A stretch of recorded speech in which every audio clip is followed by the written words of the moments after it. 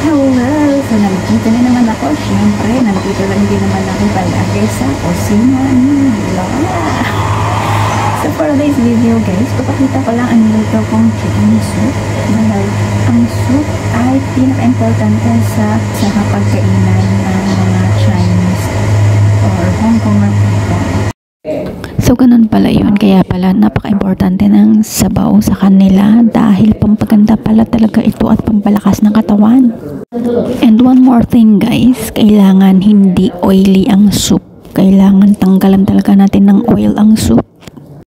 And of course, chicken soup ang ginawa kong sabaw ngayon. Ang ingredients ng ating sabaw ay dried hoisin. Ayan, nakikita nyo sa screen.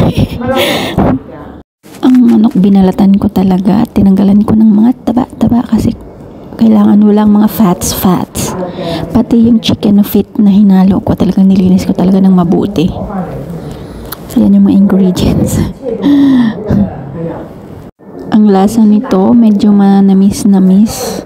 So thank you so much for watching, guys. Thank you for the love and support.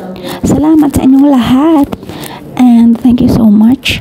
And see you again on my next video. Bye!